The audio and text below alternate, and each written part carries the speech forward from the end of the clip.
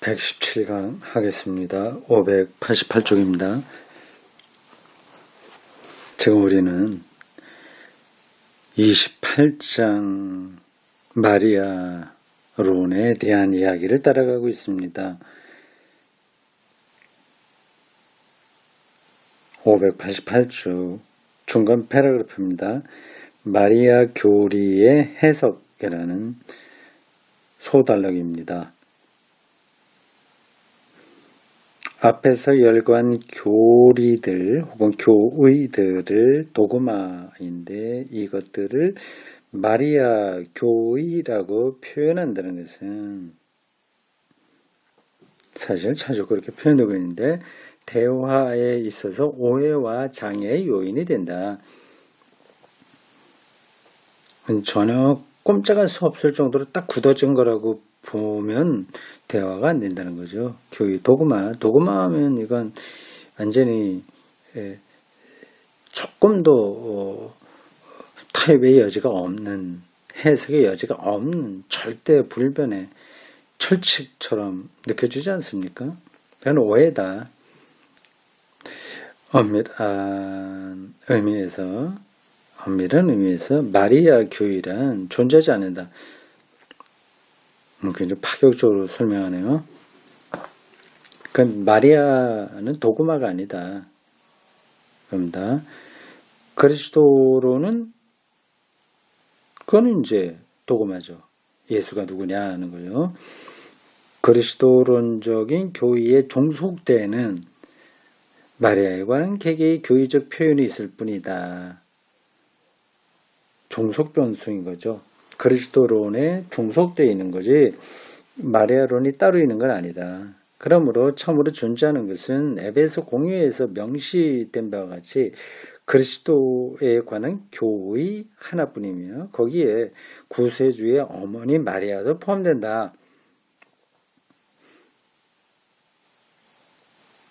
거기까지는 좋습니다. 근데 굳이 마리아론을 해야 될 이유가 뭐냐? 그걸 설명하겠죠? 그렇다면 마리아에 관한 개개의 표현들은 거기에 그리스도를 증언하는 공통점이 있다고는 하더라도 모두가 같은 비중을 가진 것은 아님을 명심해야 되겠다. 더구나 제2차 바티칸 공의회가 중요한 공의회였다고 하는 걸 여러 번 말씀드렸습니다. 바티칸에서 열린 두 번째 공의회입니다. 1960년대에 있었던 겁니다. 그 공의회가 진리의 순위를 언급한 바도 있는 이상 이런 표현들이 그리스도에 관한 핵심적인 교의와 얼마나 가깝고 얼마나 먼가를 항상 염두에 둬야 되겠다. 같은 레벨에 두어서는 곤란한 거죠. 이렇게 볼 때 마리아에 관한 교의적 표현들의 해석에 대해서는 다음과 같이 말해야 할 것이다.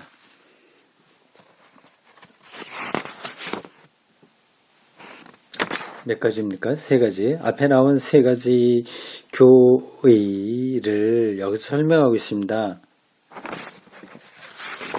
세 가지요. 봅시다. 첫째, 가장 중요한 핵심은 하나님의 어머니로서의 마리아다. 이것은 하나님의 아들이 인간이 되었다는 육화, 성육신이요. 양자론과 반대되는 개념입니다.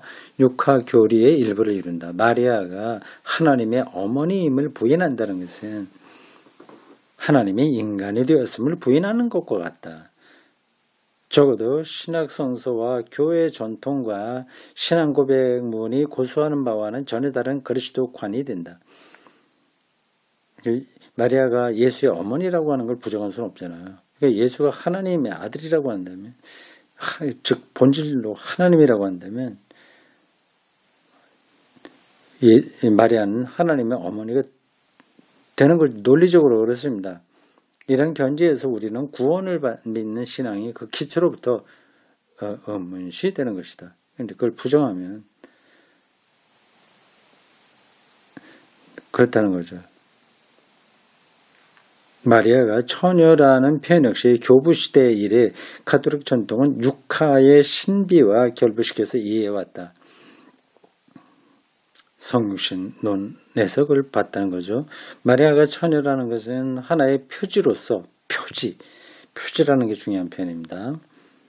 구원이란 현세를 초월하는 것임을 나타내고 예수 그리스도란 인간으로서 유례 없이 유일한 존재임을 드러내며 유일한 존재, 그래서 하나님의 아들이에요. 은총이란 하나님이 이 세상에서 강한 자들을 부끄럽게 하기 위하여 약한 자들을 선택하는 것임을 증언한다. 예수의 처녀 탄생에 밝혀주는 것은 하나님이 인간을 구원하기 위하여 사용하는 수단이란 이 세상의 일상적인 수단들이 아니라 겸손과 약함이라는 것이다. 이렇게 해석 한다는 거죠. 여기까지 동의할 수 있습니다. 2번, 마리아가 원죄에 물들지 않고 잉태되었다는 무염시태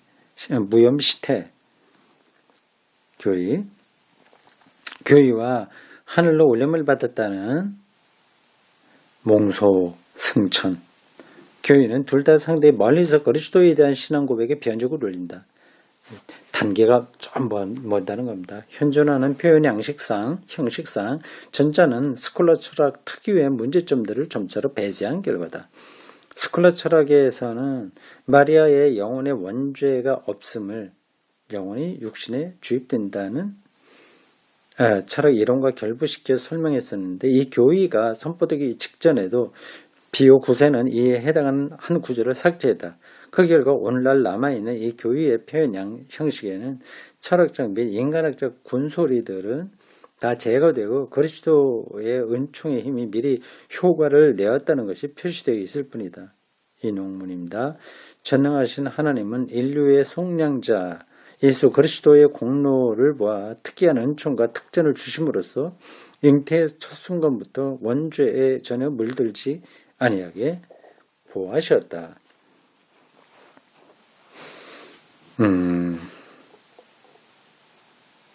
이렇게 해석할 수 있습니다. 3번 마리아의 몽소 승천의 교의를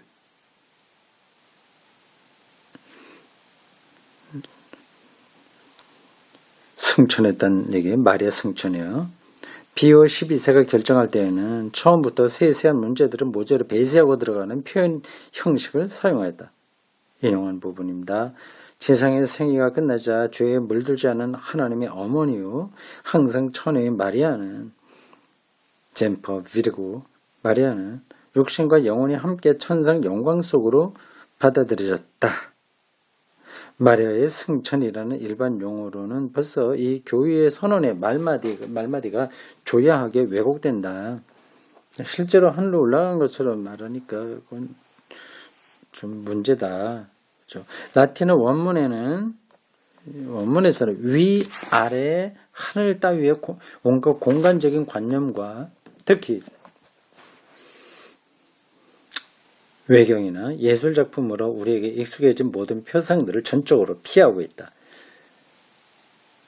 구름 타고 이렇게 쭉 올라가는 것 같은 그러한 표상들이 아니라는 거죠. 하물며 마리아의 생애가 끝나서 승천할 때까지 시간이 얼마나 걸렸는가에 대해서야 무슨 말이 있을 리 없다. 마리아의 죽음에 관해서조차 한마디 언급도 없다. 비어 2세의 교의 선언은 마리아의 영광을 확언할 뿐 어떻게 그런 일이 일어났는가에 관해서는 아무 말도 없다.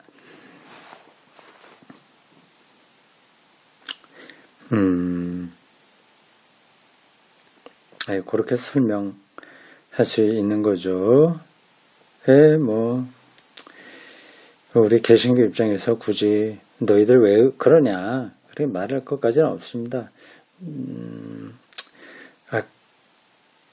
그렇게 생각할 수 있구나. 그 정도로 넘어가면 되겠습니다. 공통된 문제점들 소제목입니다. 여기서 우선 명심해야 될 것은 그리스도의 인격과 구원 업적에 대한 이해에 있어서 새로운 시야가 열릴 때에는 동시에 마리아에 관한 교회적 표현들도 필연적으로 영향을 받는다는 것이다. 또 이것이 사실상 오늘의 실정이다. 매우 전통적인 그리스도관의 기초에서부터 그리스도론이에요. 예수 그리스도가 왜 우리를 어떻게 구원하셨냐, 그의 본질이 뭐냐, 뭐 그런 것들이 다 그리스도론입니다. 그리스톨로지의 기초에서부터 이미 하나님의 어머니라는 칭호는 어려운 문제들을 야기한다. 그러니까 마리아는 예수 그리스도의 그 성령을 받지 않아도 될 존재냐, 이런 문제가 생기는 거죠. 에베소 공유의 당시에 특정 상황에서는 이 칭호가 확실히 불가피했고 그 의미가 뚜렷했었다. 그러나 이런 상황과의 관련성을 떠나서 덮어놓고 이 칭호를 사용하면 오해의 가능성이 있다. 하나님이 태어날 수는 없다. 태어날 수 있는 것은 인간이며 이 인간 안에 하나님의 현존함을 신앙에 의하여 인정할 수 있을 뿐이다. 그러나 이것은 어떤 다른 경우와 같은 방식으로 하나님의 인간 안에 현존함을 뜻하는 것이 아니다. 인간 예수는 하나님이다라는 말은 예컨대 예수는 인간이다라는 말과는 전혀 구조가 다르다. 다른 구조로 그렇다는 거죠. 실로 여기에는 먼 옛부터 신학자들을 현혹시켜 속성의 교환이라는 문제가 제기된다. 골치 아프죠? 이런 방식으로 예수 그리스도를 설명한 겁니다. 속성의 교환, 철학적 개념이겠죠. 그냥 지나가겠습니다. 문제가 제기된다. 어떻게 인간 예수에 대하여 신성을 말할 수 있으며 어떻게 하나님에 대하여 인간성을 말할 수 있느냐는 문제가 하나의 시금석으로 등장하여 칼케톤 공의회에서 정립된 4세기요. 참 4세기 맞죠? 참 하나님이요 참 인간이라는 교회의 역설적인 신비를 보존하느냐 아니면 하나님의 인간화를 사물화된 부정확한 개념으로 전락시키고 마느냐를 가름하게 되는 것이다. 복잡하니까 넘어갑니다. 오늘날 이 문제의 중요성은 하나님의 아들이라는 개념의 의미에 관한 논의의 새로운 발전과 관련하여 또다시 더욱 예리하게 의식되어 가고 있다. 그뿐 아니라 현대 주석학의 발견에 따라 또 교회의 가르침과 일치하여 예수가 하나님의 아들이라는 것을 누구의 자손이라는 의미로 이해할 수 있는 양 생각하는 것은 그렇게 가벼운 암시만으로라도 배제되어야 한다는 점을 고려할 때 실제로 하나님이 아들을 낳는 것처럼 생각하는 건 그건 아예 몰상식한 거다. 그런 건 배제되니까 이 문제는 더 중요한 문제로 등장한다.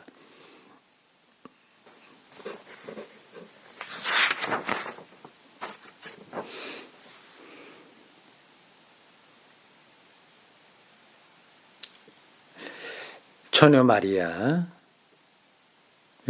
꺾은 괄호로 묶여있죠. 그래서 그 주제이기 때문에 그렇습니다. 처녀 마리아라는 이 주제는 특히 주석학의 관점에서 문제가 되어 있다. 여기서 문제를 심각하게 받아들인다고 해서 반드시 가차없는 비신화와 손잡을 필요가 있는 것은 아니다. 비신화가 아니라 왜 탈이라고 표현했는데 탈. 나라에서는 비신화라고 이렇게 번역이 되는데 독일어로 엔트, 미톨로기지어룽이거든요. 엔트라고 하는 접두사가 비라고 하는 게 아니라 탈이라고 하는 의미가 있습니다. 비 하려면 아니라고 할 때 비는 운 이렇게 표현하죠. 독일어 접두사 운.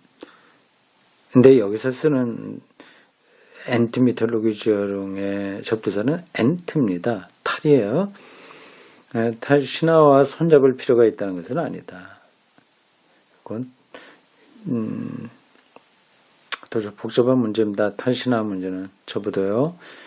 신약 성서의 문맥상으로 처녀 탄생 설화가 메시아와 하나님의 아들로서의 예수의 유일성을 강조하려는 것이라는 점에 대해서는 의견이 일치하고 있다. 하나의 표지라고 하는 거죠. 그러나 그것은 어떤 종류의 설화인가? 역사상 실제로 일어난 사건의 보도라고 해서 보도라고 번역해야죠. 보도. 사건의 보도인가? 아니면 근데 동방박사 설화와 같은 하나의 교훈 설화인가? 교훈 설화 해갖고 미드라시 원어가 쓰여 있네요. 미드라시가 교훈 설화인가 보죠.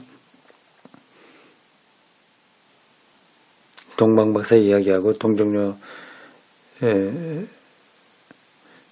처녀 마리아, 동정녀 마리아가 어떻게 구별되냐 하는 걸 설명하네요.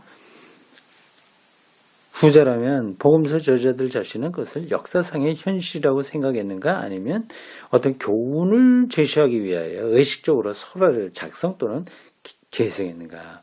대체 복음서 저자들이 진정한 의미의 기적을 생물학적인 면에서 보았을까?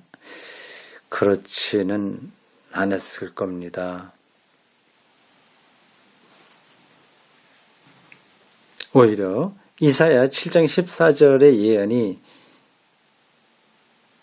성취되었다는 데에서 진정한 기적을 본 것이고 따라서 그것으로 교회가 가르치는 의미에서의 탄생, 처녀 탄생을 확인할 수는 없는 것이 아닐까.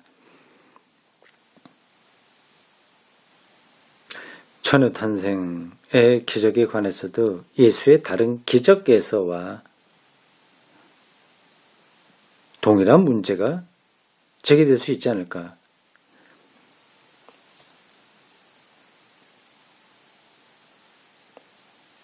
복음서 저자들이 과연 독자들의 신앙을 마리아의 처녀성에 대한 생물학적인 이해와 결부시키려 한 것일까? 당연히 그건 아니겠죠. 예수의 형제들에 관한 구절들을 마태 1장과 누가 1, 2장에 비추어서 해석해야 할까? 아니면 거꾸로 후자를 전자에 비추어서 해석해야 될까? 예수의 탄생에 관한 문제, 거기에 얽힌 건데, 처녀 마리아 이 문제가 예수의 동생들이 있었다, 형제들이 있었다고 하는 거하고 어떻게 연관되냐? 그 성서기자들이 어떤 의미에서 이런 서로 충돌하는 보도를 했는가? 그런 질문하고 있습니다. 사실 교회의 오랜 신앙 고백문들도 한결같이 예수가 처녀 마리아에게서 탄생했다는 말을 하고 있다. 사도신경에 이미 나오고 있죠. 그러나 더 이상은 아무 말도 없다. 그를 증명하려고 하는 것도 없어요. 어떤 걸 비교하지도 않습니다. 여기서도 성서 본문에서와 동일한 문제들이 다시 제기될 뿐이다.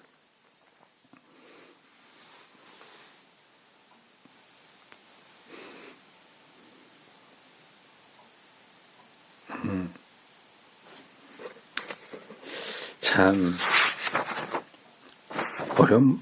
어려운 문제들이에요. 그래도 이렇게 진지하게 생각하는 것 자체가 소중합니다. 마리아의 무염시태. 그러니까 죄 없이 임신한 거와 몽소승천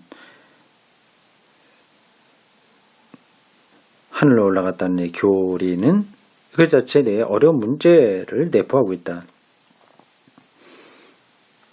우선 무염시태 원죄가 없다고 하는 거죠. 우선 전제에 관해서는 원죄라는 개념 자체와 그 신앙 진리 여부가 현실적으로 문제로 등장한다. 후자의 경우에는 몽소성천 한편 육신과 영혼의 구별이 타당하냐에 관하여 또 한편 인간의 궁극적 완성에 관한 어떤 선언을 한다는 거죠. 가능하냐에 관하여 새로의 문제가 제기된다. 여기서는 어떤 대답을 주려고 하는 게 아니라 이런저런 많은 문제들이 연결되어 있다고 하는 것을 말할 뿐입니다.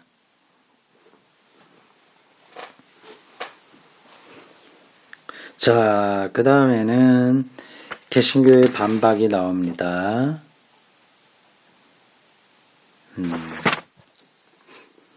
앞에서 나왔듯이 개신교는 마리아론에 대한 입장은 없습니다. 다만 로마 가톨릭 교회의 주장에 대한 반론만이 있을 뿐이죠. 어떤 반박이냐에 대한 설명 이제 시작합니다. 위에 지적한 것들을 모든 교파에 의하여 공통적으로 다루어지는, 물론 가톨릭 교회에 대해서는 다루기가 좀 더 주저되는 경향이 있고 문제 제기 자체에 이의가 제기되기도 하는 그런 문제들이다.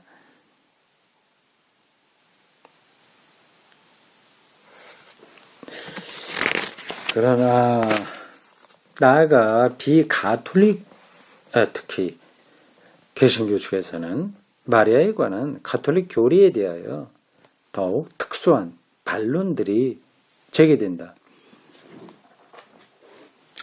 종교회나 성공회 이런 데보다도 개신교회가 더 날카롭게 반대한다는 거죠.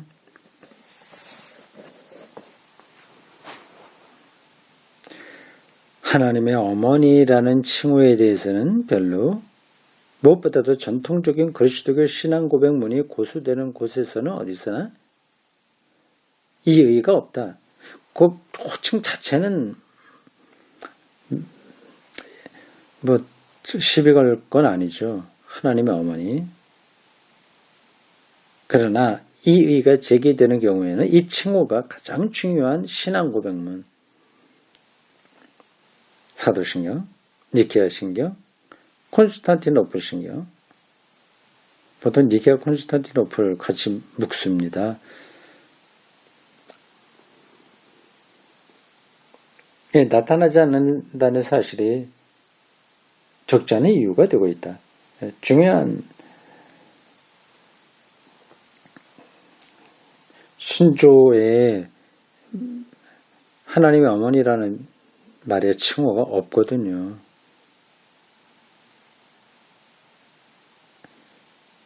처녀라는 칭호 역시 일반적으로 인정되기는 하나,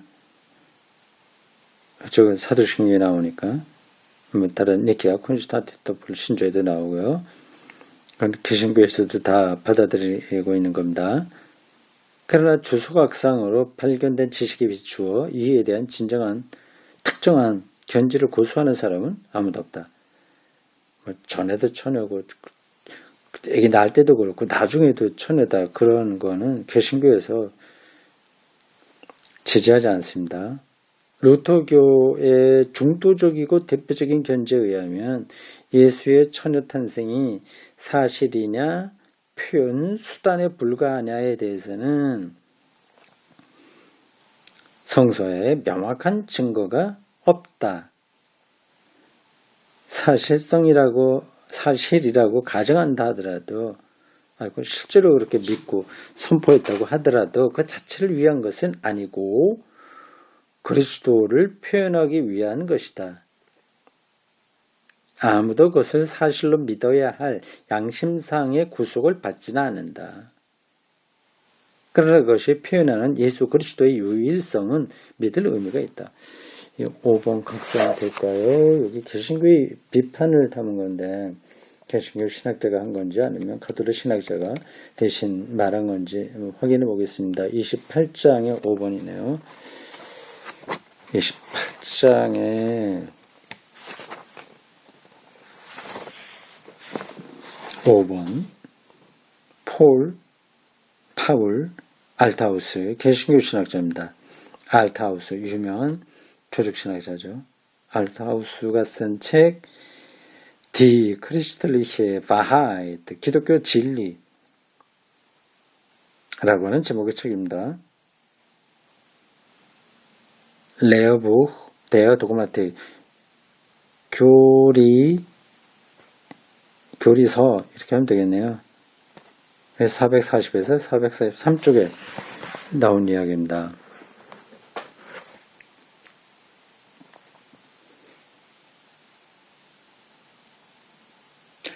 이게 처녀 마리아라고 하는 것, 사실은 믿을 양심상의 구속을 받지는 않지만 사실 표현하는 예수 그리스도의 유일성은 믿을 필요가 있다. 믿을 의무가 있다. 이렇게 알타하우스가 말했네요. 마리아에 관한 두 가지 새로운 교의에 대해서는 대단한 비난이 일고 있다.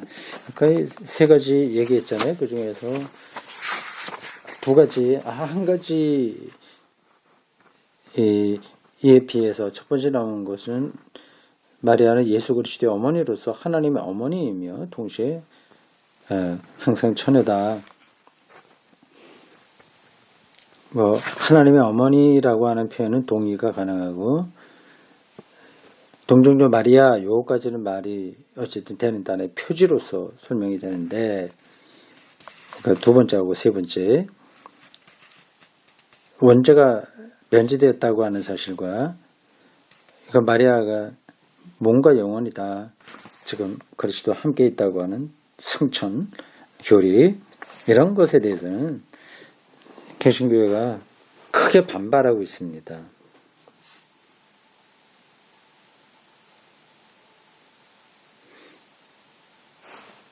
그것도 알타우스가 얘기한 걸까요? 찾아볼까? 이게 6번입니다. 각주 6번. 개신교 측의 비판을 훌륭하게 요약한 책으로서는 다음이다. 나왔습니다. 르베니히 독일 사람 이름 같지가 않네. 르베니히 독일 사람 이름 맞네요. 르베니히 데어 모데르네 카톨리치스무스 근대 카톨릭 사상 가톨릭주의라고 하는 책입니다.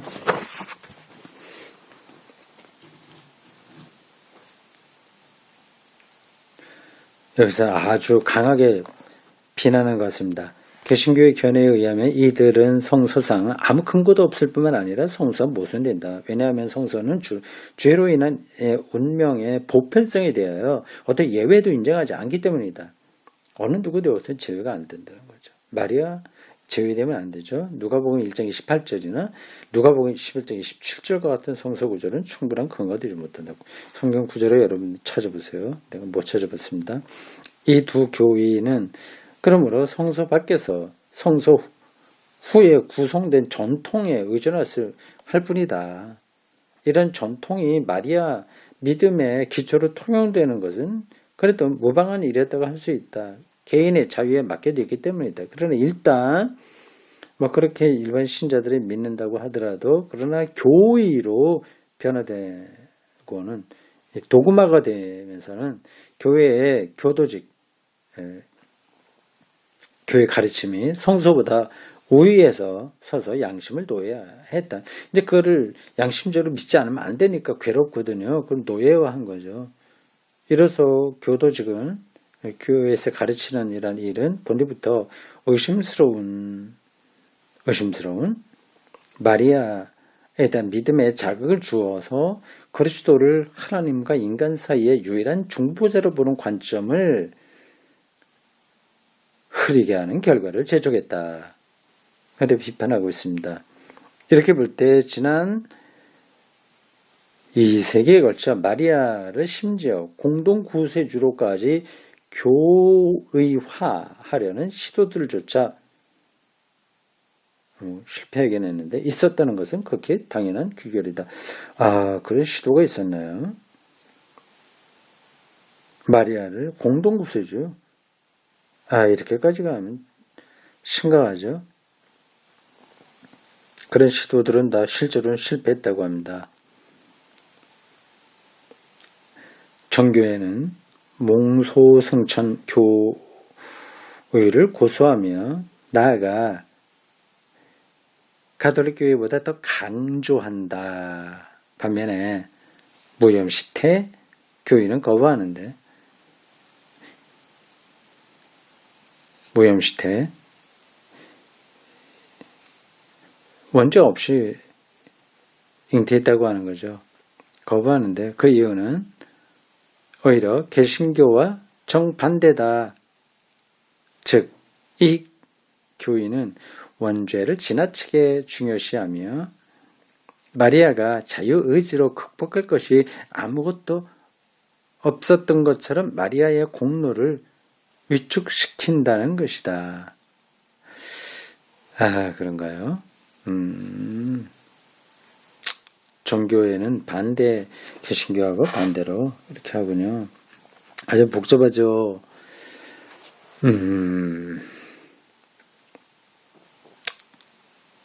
어쨌든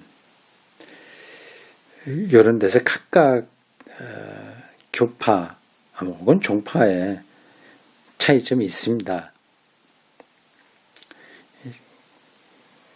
그래도 일치점을 찾아보려고 우리 노력해야 되지 않냐, 그런 생각으로 이런 책이 기록됐습니다. 마리아 문제는 극복되기가 쉽지는 않습니다. 네, 여기까지입니다.